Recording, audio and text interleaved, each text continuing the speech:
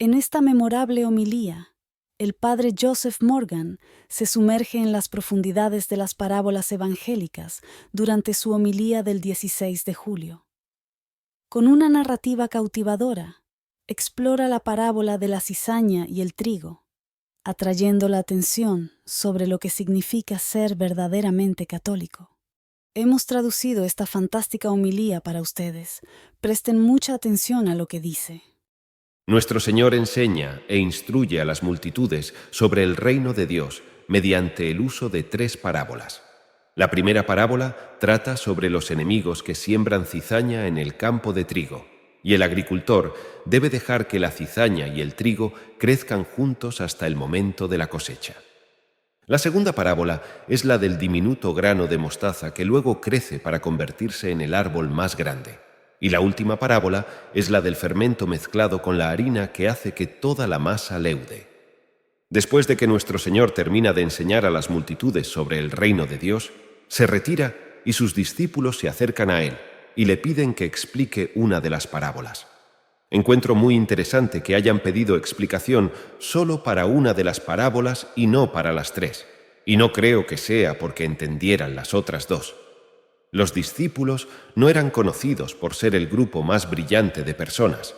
Generalmente no entendían los puntos de Cristo. Pero es la parábola de la cizaña y el campo de trigo la que llama la atención, porque nuestro Señor nos dice que hay engañadores entre nosotros. Y esto llama su atención porque lo que nos impacta más, lo que nos pone en mayor peligro, siempre atrae nuestra atención. Así que esta parábola realmente captura la atención de los discípulos.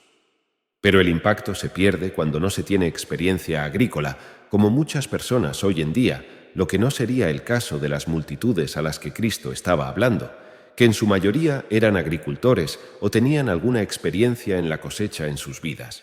En el Medio Oriente hay una maleza muy común llamada lolium, también conocida como cizaña, que a veces se encuentra en otros pasajes del Evangelio.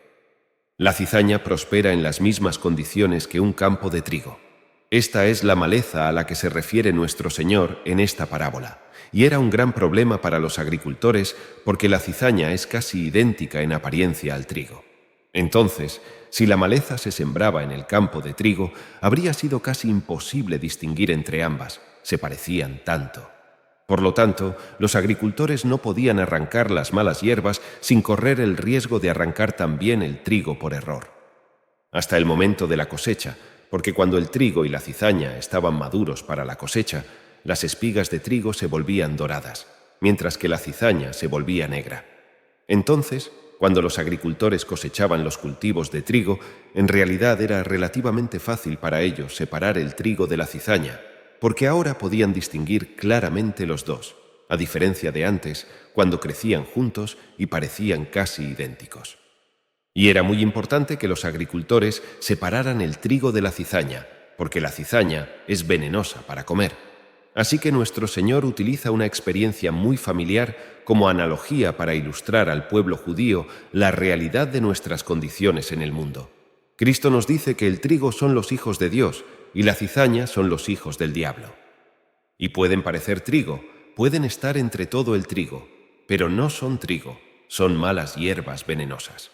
Y esta parábola todavía es muy cierta en nuestros días en la Iglesia Católica, que es una mezcla de trigo y cizaña. Aquellos que son verdaderamente católicos y aquellos que parecen católicos fingen ser católicos, pero no lo son en absoluto. Las malas hierbas en la Iglesia, creo, pueden dividirse en 2 categorías principales. La primera categoría son los católicos nominales, aquellos que son católicos solo de nombre.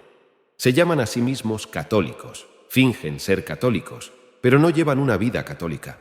Piensan que el aborto está permitido, que no hay nada de malo en la contracepción, la homosexualidad, el divorcio y el nuevo matrimonio, la eutanasia, aunque todas estas cosas están en clara contradicción con una vida católica. Muchos de nuestros políticos católicos entran en esta categoría. Son solo católicos de nombre, lo cual no es ser católicos en absoluto, porque el catolicismo es una forma de vida, no ser parte de un club. No se entra al cielo por mostrar una tarjeta católica. También los católicos van al infierno. Ser católico es vivir la fe que se profesa. Tus acciones son coherentes con quien pretendes ser, y si no es así, es mejor que no te llames católico, porque, en primer lugar, como ya he dicho, en el día del juicio no te ayudará en absoluto, porque serás juzgado por si has vivido una vida católica, no por si te identificas como católico. Además, los católicos nominales le dan una mala reputación al catolicismo, porque cuando afirmas ser católico y te comportas de manera no católica, las personas asocian tu comportamiento con la Iglesia católica, independientemente de si está en contra de sus enseñanzas, porque tú eres su exposición al catolicismo. Por ejemplo, puedes ir a Internet y ver sitios web anticatólicos que dirán cosas como: «¿Sabes? Hitler era católico, Stalin era católico. ¿Ves? Son un producto de la Iglesia católica. Son lo que la Iglesia católica produce». Aunque estas dos personas están en clara contradicción con las demandas de la fe católica, no vivieron vidas católicas en absoluto. Pero no importa, ellos ignoran esto, porque al final de cuentas la verdad es que Hitler y Stalin eran católicos de nombre, y es eso lo que notan, es a eso a lo que se aferran, aunque no fueran católicos en acción. El nominalismo católico es una mala hierba venenosa que existe en la Iglesia y es destructiva y peligrosa. Pueden llamarse católicos, pero no lo son en absoluto. Sin embargo, estas personas en realidad no son tan difíciles de reconocer, porque sus acciones, sus verdaderas creencias los delatan, porque se llaman a sí mismos católicos solo en un intento de mezclarse con el trigo. Pero hay otro tipo de católicos que son mucho más difíciles de reconocer y que caen en esta categoría de malas hierbas, porque buscan intencionadamente dar la apariencia de ser católicos devotos y piadosos mientras llevan una vida de inmoralidad grave. Caminan por ahí como si acabaran de salir de una iglesia, manos perfectamente dobladas, cabeza ligeramente inclinada, ojos elevados hacia Dios. Conocen todas las doctrinas de la Iglesia, pero son increíblemente poco caritativos hacia los demás. Condenan a quienes les rodean por sus faltas, se involucran en graves inmoralidades sexuales, están llenos de orgullo y arrogancia, carentes de humildad. Viven una vida doble. Se centran en lo exterior, mostrando la parte, pero no viviéndola, mientras que su vida interior es un desastre. Hay una falta de autenticidad, una falsedad católica, porque no viven en absoluto la vida que profesan. Es todo un espectáculo, y lamentablemente muchos sacerdotes pueden caer en esta categoría, viviendo según el principio todo santo por fuera, más apariencia, más gracia. Y si esto fuera cierto, sería el modelo de toda santidad, pero no lo es, porque el catolicismo es una forma de vida, no se trata de parecer, sino de vivirlo. El verdadero propósito de las manifestaciones externas de nuestra fe es reflejar lo que reside en lo más profundo de nuestro corazón. Deberíamos ser como espejos que muestran lo interior, la realidad interna que es auténtica y verdadera. Nuestra apariencia externa debería ser un testimonio visible de la profundidad de nuestra fe, nuestra devoción sincera y nuestro respeto reverencial.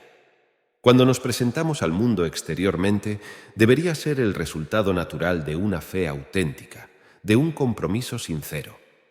Nuestras acciones deberían fluir de manera natural desde nuestra devoción interior. Deberíamos ser coherentes con lo que afirmamos ser y con lo que queremos aparentar. Desafortunadamente, observamos que muchas personas prefieren centrarse exclusivamente en las apariencias, ya que parece ser una opción más fácil.